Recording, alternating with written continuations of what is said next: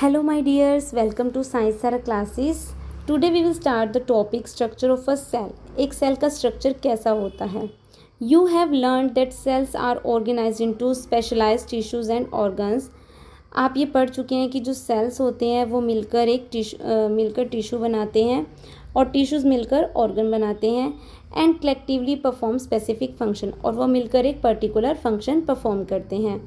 For these cells to function as units, they must be able to interact with one another and with their surroundings. सभी cell को अगर मिलकर काम करना है तो इसके लिए ज़रूरी है कि उनकी इंटरेक्शन एक दूसरे के साथ और उनकी सराउंडिंग्स के साथ होनी चाहिए. These interactions occurs at cell boundary where substances move between the cells and their external environment. ये जो इंट्रैक्शंस है वो सेल बाउंड्री पर होती है जहाँ पर सब्सटेंस जो है सेल्स के बीच में और एनवायरनमेंट के साथ एक्सचेंज होता है, मूव करता है. ठीक है, ऐसे समझो आपके पास एक सेल है, ये दूसरा सेल है, इसकी अपनी एक सराउंडिंग है, इस सेल की अपनी एक सराउंडिंग है. तो सेल मेम्ब्रेन के थ्रू इसमें से सब्सटेंस जो है बाहर से अंदर आ सकता है, अंदर से बाहर जा सकता है. सिमिलरली इस सेल में भी ऐसा होगा और एक सेल से दूसरे सेल तक भी जा सकता है, मूव सब्सटेंस कर सकता है.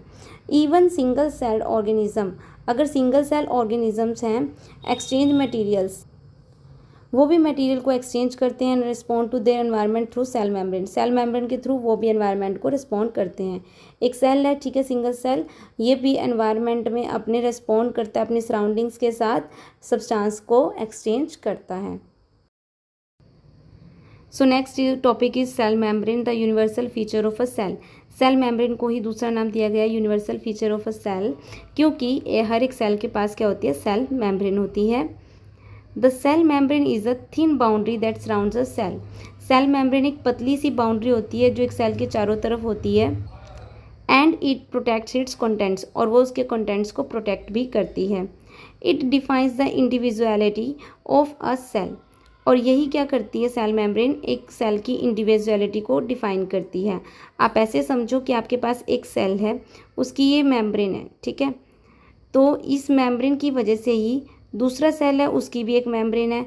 अब ये तीसरा सेल है, उसकी भी एक मेम्ब्रेन है. एक चौथा सेल है, उसकी भी एक मेम्ब्रेन है. ये सारे सेल एक मेम्ब्रेन की वजह से ही एक दूसरे से अलग दिखाई दे रहे हैं.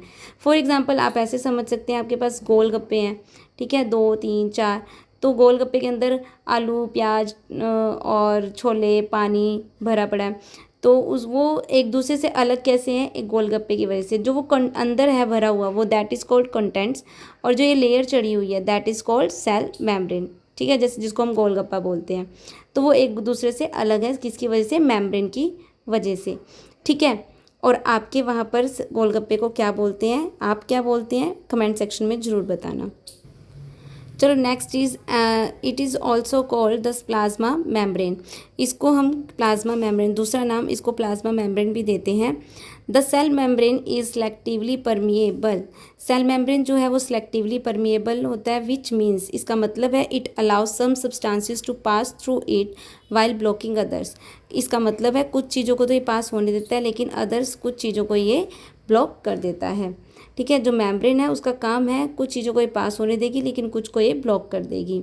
You have learn how oxygen and carbon dioxide move across the membranes of alveoli in the lungs. आपने ग्रेड 7 में ये पढ़ा है कि जो लंग्स में एल्वेलाई का स्ट्रक्चर होता है, अगर आपने देखा हो लंग्स में लास्ट में ऐसे बलून टाइप स्ट्रक्चर होते हैं, ठीक है, इनको बोलते हैं एल्वेलाई.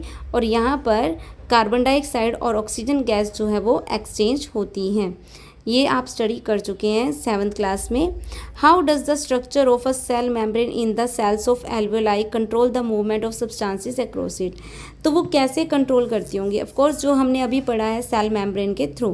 तो ऐसे ही जो एल्वेलाई के सेल्स होते होंगे उनकी भी सेल मेम्ब्रेन होगी, जहाँ से वो परमिशन देते होंगे कि उनमें से कार्बन डाइऑक्साइड बाहर जाएगी, ऑक्सीजन अंदर आएगी. ठीक है, तो इस तरीके से एल्वेलाई के सेल्स जो हैं फंक्शन करते होंगे. एक्टिविटी 2.2 लेटस एक्सपेरिमेंट करना है. With the help of a kitchen knife carefully cut a potato into 2 pieces of रफली इक्वल साइज़. आपने रफली इक्वल से जो आपको दिखते हो किचन से आपने एक पोटैटो लेना है, ठीक है, और उसको 2 पीसेस में कट कर लेना है. मतलब उसके 2 पीस लेने हैं जो कि इक्वल साइज़ में होने चाहिए. आप पोटैटो के कैसे भी 2 इक्वल साइज़ में पीस ले लेंगे, measure and record initial weight of both the pieces using a weighing balance. अब आपने दोनों इक्वल साइज़ के लिए तो उनका ऑलमोस्ट जो वेट है वो भी इक्वल होना चाहिए। स्टार्टिंग में आप दोनों ही पीस का वेट मेज़र कर लेंगे। ये सेटअप आपको दिखा भी रखा है, बीकर ए और बी दोनों में ही हमने पोटैटो पीस ले लिए हैं, ठीक है। और इनिशियल स्टेज में ये इस तरह से दिख रहे हैं। नेक्स्ट देखो, put 1 piece of the potato in beaker A with plain water. हमने जो बीकर ए लिया था वो प्लेन वाटर लिया, उसमें एक पीस को रख दिया। Put the other piece of the potato in beaker B with 20% salt और शुगर सॉल्यूशन। और दूसरे पीस को आलू के हमने बीकर बी में डालना है, लेकिन यहाँ पर हमें प्लेन वाटर नहीं लेना, यहाँ पर हमें 20% सॉल्ट और शुगर सॉल्यूशन लेना है। इसका मतलब 20% सॉल्ट या 20% शुगर सॉल्यूशन। इट मीन्स हम इस तरीके से लेंगे कि मान लो आपके पास 100 ml आपने पानी ले लिया, ठीक है, और उसमें आपने 20 ग्राम जो है सॉल्ट को या 20 ग्राम शुगर को डिज़ोल्व कर दिया। अब वो जो सॉल्यूशन तैयार होगा आपके पास 100 ml में 20 ग्राम पानी, वो अप्रोक्सीमेट 20% ऑफ सॉल्ट या 20% शुगर सॉल्यूशन तैयार हो जाएगा। वो सॉल्यूशन लेके बीकर बी में हमने वो सेकंड पीस पोटैटो का रख देना है। Leave them undisturbed for about an hour और until you notice a visible change in the size of pieces। आपने उसको अनडिस्टर्ब छोड़ देना है कम से कम 1 घंटे के लिए, या फिर आपको जब कुछ साइज़ में डिफरेंस नज़र आने लगे, ठीक है, पोटैटो के पीसीज में, तब आप उसको देख सकते हैं। तब तक उसको अनडिस्टर्ब रहने देना, मतलब छेड़ना नहीं है। Measure and record the final weight of each piece.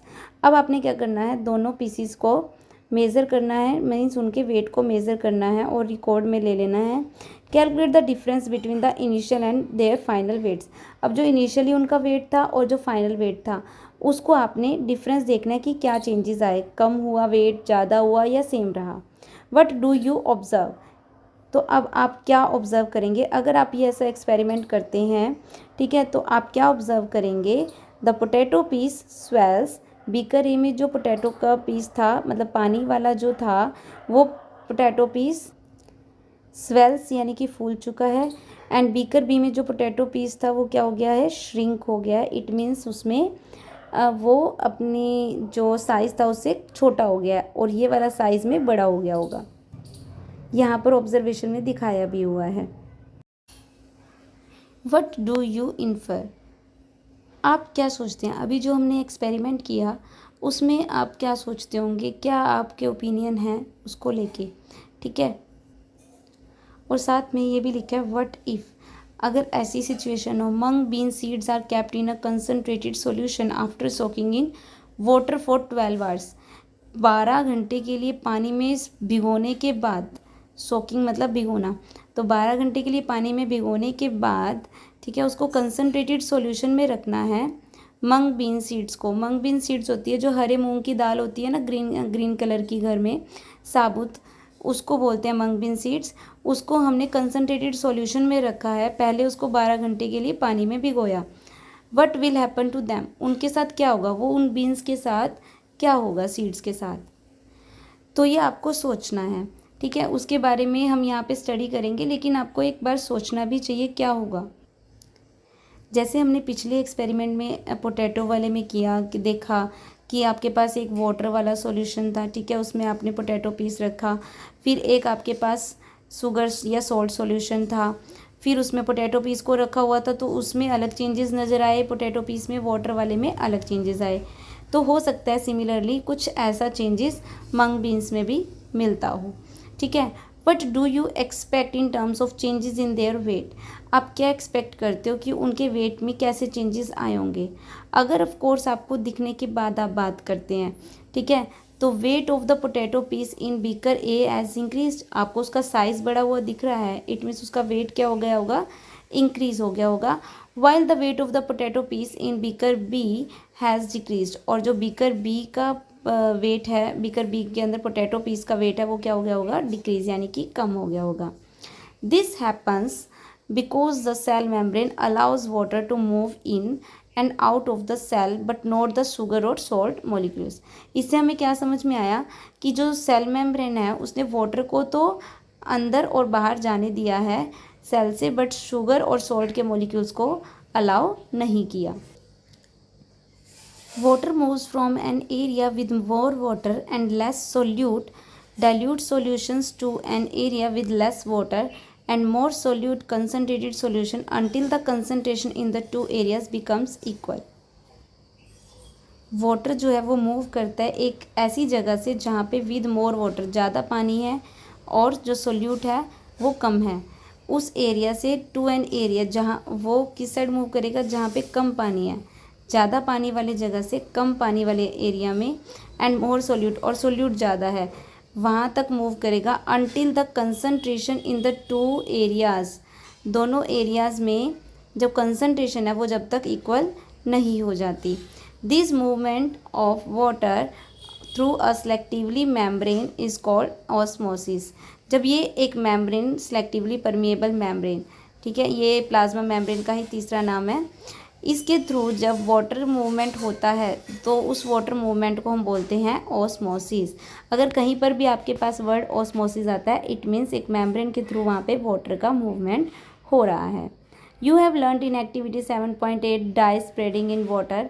आपने ये चैप्टर 7 ग्रेड 8 पिछली क्लास में 8th क्लास में पढ़ा होगा. डाई किस तरीके से पानी के अंदर स्प्रेड होती है, ठीक है. 7.9 फ्रेगरेंस स्प्रेडिंग इन एयर, की एयर में जो फ्रेगरेंस है, वो खुशबू है, वो किस तरीके से स्प्रेड होती है. In grade 8 that particles of matter intermix, मतलब आपने वहाँ पे क्या समझा कि जो पार्टिकल्स हैं वो मैटर के किस तरीके से मिक्स होते हैं, ठीक है. हम मतलब कोई भी खुशबू है अगर देखते हैं तो हवा में उसकी खुशबू के पार्टिकल्स एक जगह से दूसरी जगह तक दूर तक जाते हैं, इट मीन्स वो भी मिक्स होते हैं, ठीक है. इसी तरह से पानी में अगर आप खुद सोचो, अगर घर में हम नील की बात करें, उसकी नील की ड्रॉप्स डाल देते हैं, कोई भी कलर पानी के अंदर अगर हम थोड़ा सा डालते हैं तो वो पूरे पानी में धीरे धीरे स्प्रेड हो जाता है, क्योंकि उसके मॉलिक्यूल्स जो है, पार्टिकल्स जो हैं, वो दूर दूर तक मिक्स हो जाते हैं. Due to the difference in their concentrations, ऐसा क्यों होता है, क्योंकि उनके कंसनट्रेशन में क्या होता है, डिफरेंस होता है. And also called a concentration gradient, उसी कंसनट्रेशन को हम एक और नाम देते हैं concentration. Difference in the concentration मतलब concentration gradient. Diffusion is the net movement of particles from a higher to a lower concentration. Diffusion एक प्रोसेस है, इस प्रोसेस में क्या होता है, मूवमेंट ऑफ पार्टिकल्स, इसमें पार्टिकल्स का मूवमेंट होता है from a higher to lower concentration, high से लो कंसनट्रेशन की तरफ अगर पार्टिकल्स मूव करते हैं, that is called diffusion, which occurs even without a membrane. जो चीज़ ये डिफ्यूज़न है ये बिना मेम्ब्रेन के भी पॉसिबल हो सकती है. Osmosis is the diffusion of water across a selectively permeable membrane. Osmosis एक तरह से डिफ्यूज़न का ही पार्ट है, और जब पानी का डिफ्यूज़न होता है, पानी एक साइड से मेम्ब्रेन से दूसरी साइड तक जाता है, दैट इज़ कॉल्ड ऑस्मोसिस. तो ऑस्मोसिस क्या है, एक तरह से पानी का diffusion. In plants water from the soil enters root cells by this process of osmosis. जब प्लांट होता है, प्लांट के अंदर जो नीचे रूट्स होती हैं, आप रूट्स में वाटर डालते हैं तो वाटर जब इन सेल्स में अब्जॉर्ब होता है, that process is called osmosis.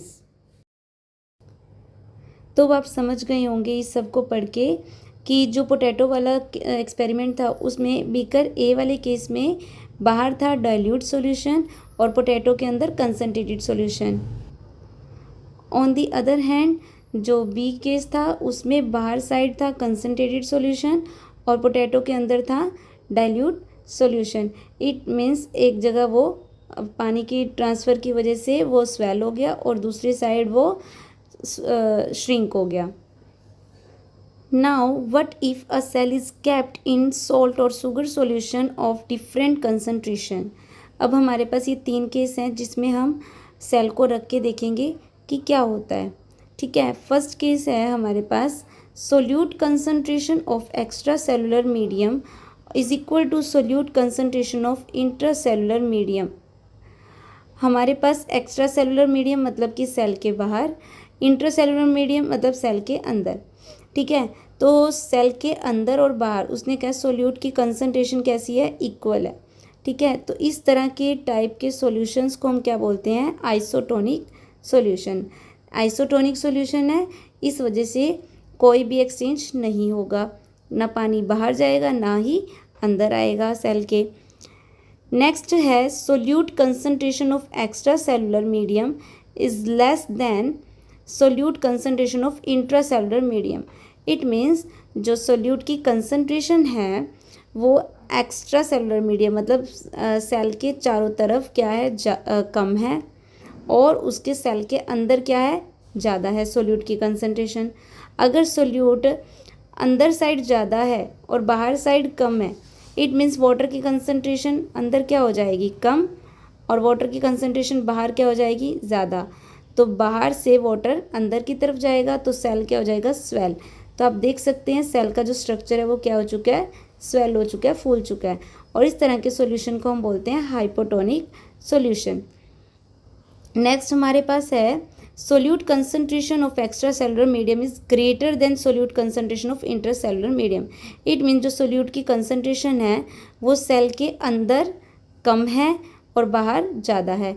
अगर सोल्यूट कंसनट्रेशन सेल के बाहर ज़्यादा है, इट मीन्स सेल के बाहर वाटर क्या है कम, ठीक है, और सेल के अंदर वाटर क्या हो गया ज़्यादा।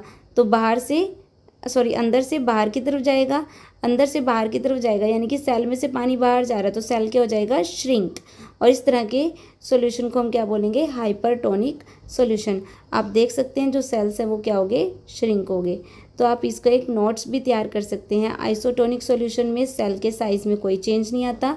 हाइपरटोनिक में सेल्स जो हैं वो साइज़ इंक्रीज़ हो जाता है, स्वेल्स हो जाते हैं, स्वेलअप। हाइपरटोनिक सॉल्यूशन में आपके जो सेल्स हैं वो श्रिंक हो जाते हैं। आपको साथ साथ ये भी ध्यान रखना है कि सोल्यूट की कंसनट्रेशन क्या होती है और हाइपोटोनिक सॉल्यूशन में क्या होता है सेल्स स्वेल होते हैं, हाइपरटोनिक में सेल्स श्रिंक होते हैं। याद करने की ट्रिक होती है, जैसे आपके पास श्रिंक वर्ड है इसमें आर है और हाइपरटोनिक में भी आर है, ठीक है, और इसमें हाइपोटोनिक में आर नहीं है, इट मीन्स इसमें क्या होगा स्वेल। आइसोटोनिक में दोनों साइज सेम रहते हैं। Structurally the cell membrane is extremely thin about 7 to 10 nanometers thick. 1 nanometer is equal to 0.00001 nanometer. अगर सेल मेम्ब्रेन की स्ट्रक्चर की बात करें तो वो बहुत ज़्यादा ही थिन होता है, एक्सट्रीमली यानी कि बहुत ज़्यादा पतला। अबाउट 7 to 10 नैनोमीटर्स मतलब 7 से 10 नैनोमीटर तक की उसकी थिकनेस होती है। और उन्होंने फॉर एग्जांपल बताया कि 1 नैनोमीटर की थिकनेस जस्ट थिंक कि इतने 0.00001 मिलीमीटर के इक्वल होती है और उसका 7 टाइम्स करें तो तब जाके वो 7 नैनोमीटर के अराउंड बनेगा, ठीक है। तो फिर 7 से 10 नैनोमीटर की थिकनेस जो होती है वो सेल मेम्ब्रेन की होती है, that means too much thin. It is made up of lipids fats and proteins. जो सेल मेम्ब्रेन होती है वो बनी होती है फैट्स की और प्रोटीन्स की। फैट्स को लिपिड्स भी बोला जाता है। The fluid mosaic model explain its structure. Cell membrane के स्ट्रक्चर को एक्सप्लेन करने के लिए एक मॉडल है fluid mosaic model. The membrane has a lipid bilayer. जो मेम्ब्रेन है उसके पास जो लिपिड है वो बायलेयर होता है, मतलब डबल लेयर्स होती हैं, 2 layers of special fat molecules with water attracting head outwards and water repelling tail inwards. मतलब जो ये बायलिपिड लेयर्स हैं लिपिड की फैट लेयर्स, इनमें जो फैट मॉलिक्यूल्स होते हैं, ये पर्पल कलर का जो है ये हेड है और ये गोल्डन कलर की कहें तो ये आपके पास टेल है। हेड जो है वो वाटर अट्रैक्टिंग है और जो टेल है दैट इज़ वाटर रिपेलिंग। इस तरीके से ये अरेंज होता है। जो हेड है वो आउटवर्ड्स और जो टेल है वो inwards with proteins embedded in them. और जो प्रोटीन्स है वो इसमें एम्बेडेड होते हैं, इट मीन्स इसमें धसे हुए घुसे हुए इस तरीके से आप कह सकते हैं, इसके अंदर मर्ज होते हैं, मिक्स होते हैं प्रोटीन्स, जो ये स्काई ब्लू कलर के आपको दिखाई दे रहे हैं। The molecules can move sideways, flip, rotate within the membrane, hence it is fluid. जो मॉलिक्यूल्स होते हैं ये सारे मॉलिक्यूल्स मूव कर सकते हैं साइडवेज, मतलब एक से इधर साइड में भी मूव कर सकते हैं, फ्लिप भी कर सकते हैं और रोटेट भी कर सकते हैं। इट मीन्स ये एक फ्लूइड की तरह है। फ्लूइड यानी कि पानी से गाढ़ा, ठीक है, और सॉलिड से पतला। कुछ ऐसा समझ लो जैसे आप वो वाइटनर यूज़ करते हैं उसको फ्लूइड भी बोलते हैं ना। फ्लूइड यानी कि जो पानी से थोड़ा गाढ़ी चीज़ होती है, दैट मीन्स फ्लूइड, ठीक है। तो वो फ्लूइड तरह से होते हैं ये, और ये फ्लिप भी कर सकते हैं, इसमें मॉलिक्यूल रोटेट भी कर सकते हैं, इधर उधर मूव कर सकते हैं। Proteins in the membrane act like get keepers in helping substances pass through. जो प्रोटीन्स इसमें प्रेजेंट होते हैं ये गेट कीपर की तरह काम करते हैं सब्सटेंस को पास होने में, मेम्ब्रेन के थ्रू सेल से अंदर या बाहर जाने में सब्सटेंसेस को हेल्प करते हैं। कौन? प्रोटीन्स। So remember proteins. और यहाँ पे याद रखना है कि जो सेल मेम्ब्रेन है वो लिपिड्स और प्रोटीन से बनी होती है। Since the molecules are arranged like tiles in a mosaic, it is called the mosaic model। जो molecules होते हैं वो एक tiles की तरह अरेंज होते हैं, जैसे tiles अरेंज होती है ना उस तरीके से अरेंज होते हैं। तो इसी स्ट्रक्चर को हम क्या बोलते हैं? मोज़ैक बोलते हैं। इसी करके उसके मॉडल को मोज़ैक बोलते हैं। All living cell communicate with their surroundings and their neighbouring cells through the cell membrane. ये बात हमें पता ही है कि जितने भी सेल्स होते हैं वो अपनी सराउंडिंग्स के साथ, अपने नेबरिंग सेल्स के साथ कम्युनिकेट करते हैं through cell membrane. However, cells of a plant, fungi and bacteria have an additional layer around the cell membrane। लेकिन वो कह रहा है कि अगर प्लांट, फंगी या बैक्टीरिया के सेल्स की बात करें तो उनमें एक और लेयर देखने को मिलती है जो सेल मेम्ब्रेन के ऊपर होती है। That is called cell wall. उसको हम क्या नाम देते हैं? Cell wall. What do you think is the necessity of the cell wall in this cells? तो आपको क्या लगता है कि उनकी ज़रूरत क्यों होती होगी सेल वॉल की उन सेल्स में? क्योंकि कुछ सेल में वो नहीं मिली, लेकिन कुछ सेल में वो एक एडिशनल लेयर मिली है जिसको हम सेल वॉल नाम दे रहे हैं। So why that need? Next activity let us investigate. Prepare temporary slides of a thin peel of an onion leaf और a Rhoeo cradle lily leaf. आपको एक टेम्पररी स्लाइड्स जो है वो प्रिपेयर करनी है। उस स्लाइड में आपको क्या लेना है? एक पतला सा छिलका लेना है प्याज के पत्ते का, ठीक है, या फिर आपको रियो लीफ का पील लेना है। पील मीन्स छिलका।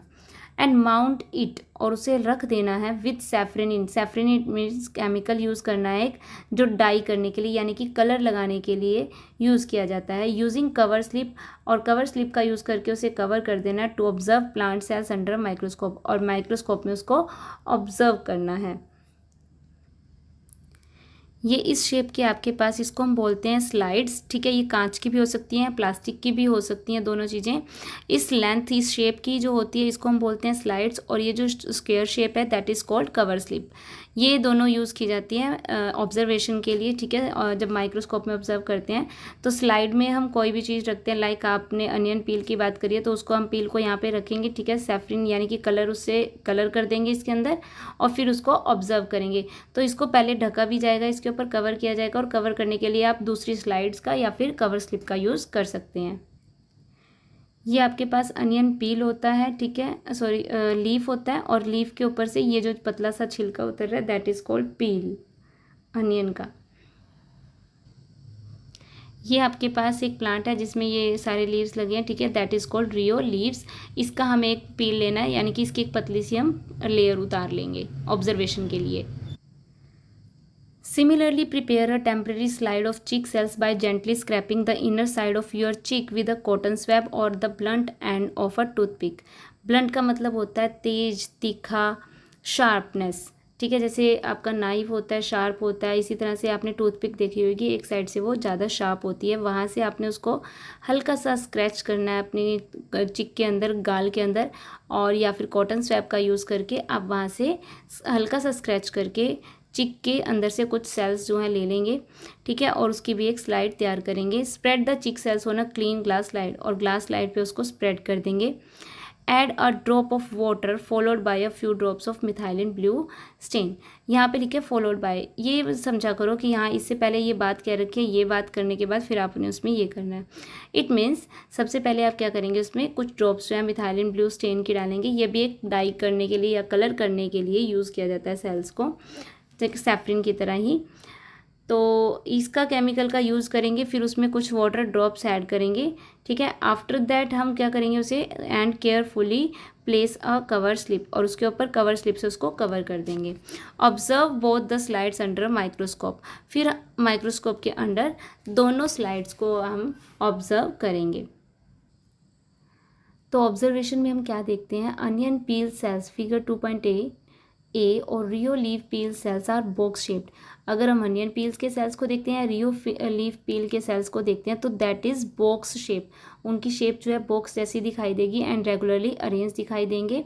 Where as cheek cells are irregularly arrange, और दूसरी ही साइड चीक सेल्स को अगर हम ऑब्जर्व किया है उसके ऑब्जर्वेशन में वो हमें कैसे दिखाई दे रहे हैं, इरेगुलरली अरेंज दिखाई दे रहे हैं। Why do you think this difference exist, तो आप सोचो ये डिफरेंस दोनों सेल्स की जो स्ट्रक्चर है उनमें क्यों है। आप देख सकते हैं ये डायग्राम ए वाला, ठीक है, अनियन पील का। इसमें आपको प्रॉपर रेक्टेंगुलर शेप्स दिखाई दे रही होंगी, मतलब ऑलमोस्ट सभी रेक्टेंगुलर शेप्स में है। लेकिन आप इस वाले डायग्राम को देखते हैं तो आपको कोई भी शेप प्रॉपर तरीके से दिखाई नहीं दे रही। आप उस शेप को कोई स्ट्रक्चर अप्रोक्सीमेट भी बता नहीं पा रहे कि कौन सा स्ट्रक्चर होगा। लेकिन इसमें ऑलमोस्ट हम कह सकते हैं सभी रेक्टेंगुलर शेप्स में या स्क्वायर शेप्स में है। मीन्स इसमें एक बॉक्स बंद दिखाई दे रहे हैं, ठीक है, लेकिन यहाँ पे कुछ भी हमें ऐसा दिखाई नहीं दे रहा है। तो ये दोनों सेल के बीच में डिफरेंस क्यों। So let's find its answer. Prepare 2 slides of a rhoeo leaf peel and human cheek cells again. दोबारा से हमने 2 स्लाइड्स तैयार करनी है and 20% sugar solution on them, और अब की बार उन्हें हमने शुगर सॉल्यूशन में उसको हम रखेंगे। 20% शुगर सॉल्यूशन कैसे तैयार करेंगे, लाइक 100 ml आप लेंगे वाटर, 20 ml उसमें आप क्या ले लेंगे, शुगर ले लेंगे, तो वो 20% शुगर सॉल्यूशन हो जाएगा almost. Observe them under a microscope after half an hour, तो आप उसको माइक्रोस्कोप में फिर से ऑब्जर्व करेंगे, लेकिन आप आधे घंटे बाद उसे ऑब्जर्व करेंगे।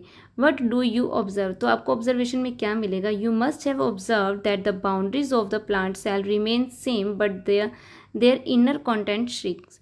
अब जो प्लांट सेल्स थे, जो हमने अनियन की सेल की देखी, तो उसमें हम क्या देखेंगे, जो सेल की बाउंड्री है वो सेम रह रही है, उसका अंदर का जो कंटेंट है दैट इज़ श्रिंक।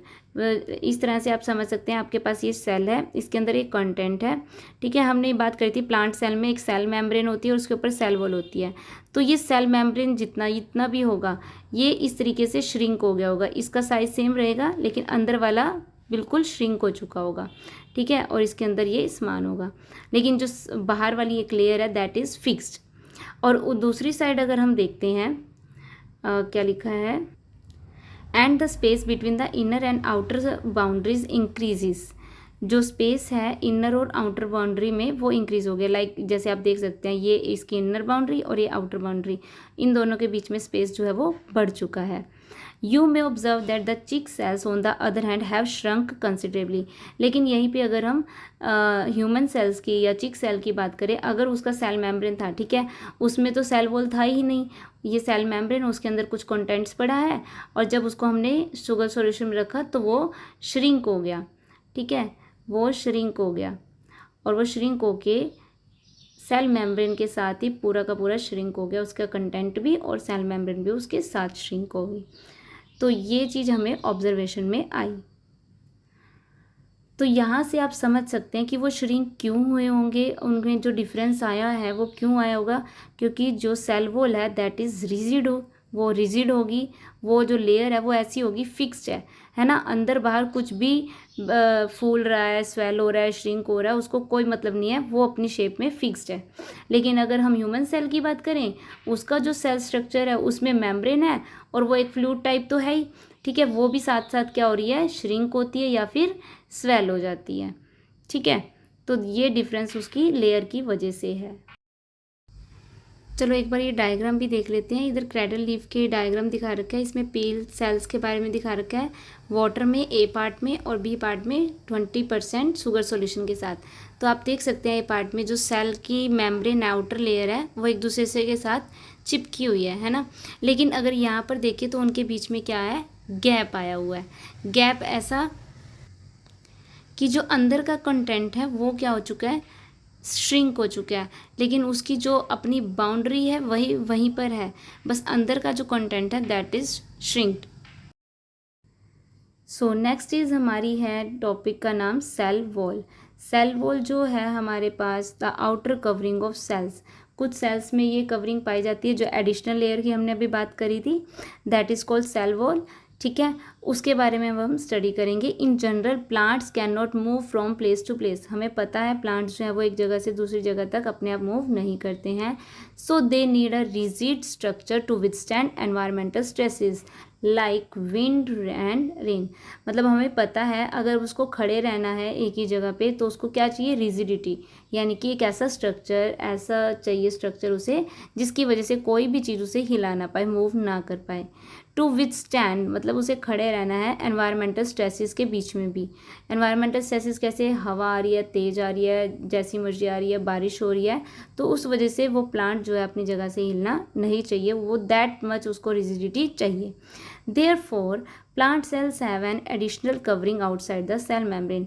इसीलिए जो है प्लांट सेल्स के पास एक अलग से एडिशनल कवरिंग होती है सेल मेम्ब्रेन के ऊपर, that is called cell wall.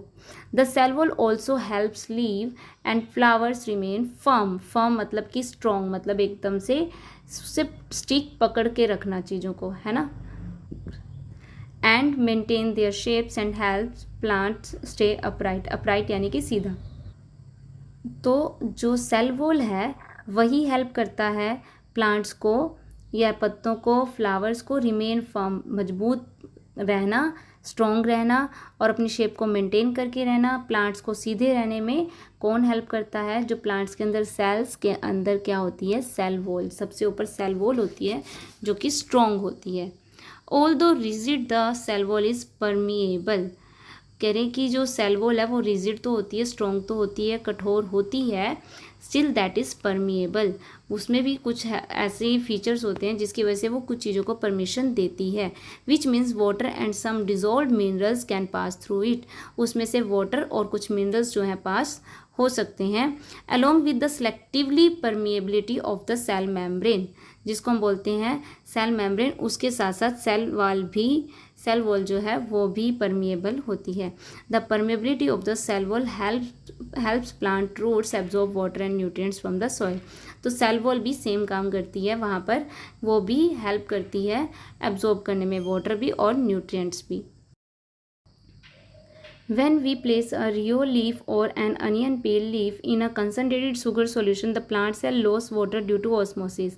Rhoeo leaf को या फिर अनियन पील लीफ को कंसनट्रेटेड शुगर सॉल्यूशन में रखते हैं तो प्लांट सेल्स क्या करते हैं, वाटर का लॉस करते हैं ऑस्मोसिस के थ्रू। ऑस्मोसिस क्या होता है, पानी का movement, water movement from high concentration to low concentration. ज़्यादा जहाँ पानी होता है वहाँ से कम पानी की तरफ मूव करता है। अब अगर हमने सेल को शुगर सॉल्यूशन में रख दिया, शुगर सॉल्यूशन में क्या है, शुगर ज़्यादा होगी, ठीक है, और वहाँ पे वाटर का अमाउंट कम होगा, और सेल के अंदर वाटर का अमाउंट क्या हो जाएगा, कंपैरिजन ज़्यादा। तो इट मीन्स सेल में से वाटर जो है बाहर की तरफ आएगा, इट मीन्स सेल जो है अपना पानी लॉस करेगा। इसी और वो जो प्रोसेस चलेगी उसे हम क्या बोलते हैं, osmosis. However the cells do not shrink in size. जो सेल्स हैं वो श्रिंक नहीं होंगे because their rigid cell wall maintain their shape. क्योंकि वहाँ पे सेल वॉल स्ट्रक्चर होता है, उसका सेल वॉल होती है, ठीक है, और जो रिजिड होती है इस वजह से उसकी शेप क्या रहती है, मेंटेन रहती है। The inner content of the cell shrinks as the cell membrane pulls away from the cell wall. और जो अंदर का कंटेंट है वो सारा का सारा श्रिंक हो जाता है। इवन सेल मेम्ब्रेन भी जो है वो साथ के साथ श्रिंक हो जाती है और सेल वॉल से दूर हो जाती है। ये सेल हो गया, ठीक है, सेल मेम्ब्रेन, और उसके अंदर कंटेंट है, सेल वॉल से ये सारा का सारा क्या हो जाता है, दूर आ जाता है, इनके बीच में एक गैप आ जाता है। This shows that cell wall helps the plant cells remain firm in their original shape. तो इससे समझ में आता है कि जो सेल वॉल है वो प्लांट सेल्स को स्ट्रॉन्ग बनने के लिए, फर्म बनने के लिए, अपनी ओरिजिनल शेप में रहने के लिए हेल्प करता है। Animal cells such as cheek cells do not have a cell wall. जो एनिमल सेल्स होते हैं, चाहे वो चिक सेल्स हो, कुछ भी हो, उनमें सेल वॉल नहीं होता। Therefore when placed in a concentrated sugar solution they loss water and shrink. और इस वजह से वो क्या होते हैं, श्रिंक हो जाते हैं, वाटर का लॉस कर देते हैं अगर उनको कंसनट्रेटेड शुगर सॉल्यूशन में रखा जाए। Without a rigid cell wall animal cells can change shape easily. उनमें कोई रिजिडिटी नहीं होती क्योंकि सेल वॉल प्रेजेंट नहीं होते एनिमल सेल्स में, इसलिए हम कह सकते हैं कि वो अपनी शेप को ईजिली चेंज कर सकते हैं।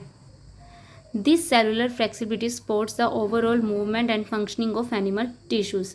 और यही सेलुलर फ्लेक्सिबिलिटी ओवरऑल मूवमेंट के लिए हेल्प करता है, एनिमल टिश्यूज़ के फंक्शंस को परफॉर्म करने में हेल्प करता है। तो यहाँ से एक पॉइंट भी समझ में आता है, अगर आपसे पूछा जाए कि एनिमल ईजिली मूव क्यों कर लेते हैं, उनके सेल्स में ऐसा क्या फीचर है, that means they do not contain cell wall. और प्लांट्स की अगर ये पूछा जाए कि प्लांट्स जो है वो एक जगह से दूसरी जगह तक मूव नहीं करते, क्यों नहीं मूव कर सकते, because they contain cell wall and they provide rigidity. ठीक है, the plant cell wall is primarily made of cellulose, that is also important line कि जो प्लांट सेल वॉल हैं वो किससे बने होते हैं, सेलुलोज से बने होते हैं। अब सेलुलोज क्या होता है, a type of carbohydrate formed by many glucose units link together. ये एक टाइप का कार्बोहाइड्रेट होता है। अब कार्बोहाइड्रेट में क्या प्रेजेंट होते हैं, ग्लूकोज। इट मीन्स ग्लूकोज के जो मॉलिक्यूल्स हैं वो इकट्ठे मिलकर कार्बोहाइड्रेट बनाते हैं, और उन कार्बोहाइड्रेट से मतलब उस कार्बोहाइड्रेट का क्या बना होता है, सेलुलोज बना होता है। Cellulose in our diet acts as roughage. अगर हम अपनी डाइट की बात करें तो हमारी डाइट के अंदर सेलुलोज कैसे काम करते हैं, एज रफेज काम करते हैं, हेल्पिंग इन डाइजेशन, और हमारी डाइजेशन में हेल्प करते हैं। Some microorganisms like fungi and bacteria also have a cell wall to provide protection and structural support to their cells. तो अगर हम फंगी बैक्टीरिया जैसे माइक्रो ऑर्गेनिजम्स की बात करें तो उनके पास भी सेल वॉल होता है जो उनको प्रोटेक्शन प्रोवाइड करता है, स्ट्रक्चरल सपोर्ट प्रोवाइड करता है। इट मीन्स उनका जो स्ट्रक्चर है वो मेंटेन रहता है, that because of cell wall. Next हमारे पास है पोज एंड पॉन्डर। हम 3 क्वेश्चंस हैं, इनको डिस्कस कर लेते हैं थोड़ा सा। What argument would you give for the necessity of a cell wall in plants usually fixed in one place versus in animals usually moving from one place to another. अभी हमने बात करी इस बात पे, आप क्या आर्ग्यूमेंट करेंगे कि हाँ सेल वॉल प्लांट्स में क्यों ज़रूरी है और एनिमल्स में उसकी ज़रूरत क्या है, मतलब आपको क्या लगता है होनी चाहिए या नहीं। तो ऑफ कोर्स प्लांट्स में सेल वॉल की नीड है, ज़रूरी है, क्योंकि उनको रिजिडिटी चाहिए, वो उनको फर्मनेस चाहिए ताकि वो एक जगह पे अच्छे से स्टे कर सकें। ठीक है, और दूसरी ही साइड एनिमल को क्या चाहिए, मूवमेंट चाहिए, और मूवमेंट के लिए सेल वॉल की प्रेजेंस नहीं चाहिए, तो उनके लिए सेल वॉल ज़रूरी नहीं है, उनके पास नहीं होना चाहिए उनके सेल्स में। नेक्स्ट क्वेश्चन, व्हाट कॉन्सिक्वेंसेस का मतलब होता है result.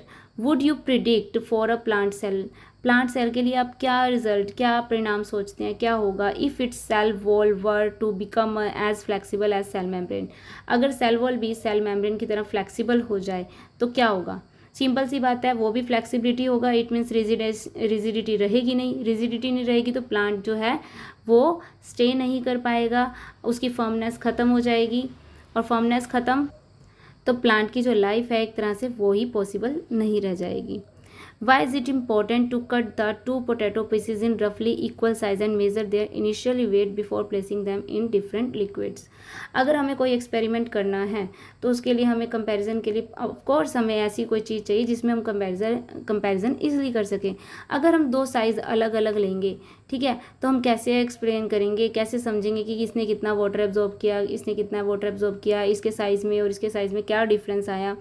That is I think too much difficult to understand, है ना। तो उसके लिए हमें रफली इक्वल साइज़ लेना ज़रूरी था, और फिर उसका इनिशियली वेट करना इसलिए ज़रूरी था ताकि अगर वेट में डिफरेंस आए तो उसको मेज़र करने के लिए हमें ईजी रहे कंपैरिजन करने के लिए कि स्टार्टिंग में वेट क्या था और फिर बाद में उसके वेट में क्या डिफरेंसेस आए, मतलब ये इंक्रीज़ हुआ, डिक्रीज़ हुआ, कितना इंक्रीज़ या कितना डिक्रीज़ हुआ।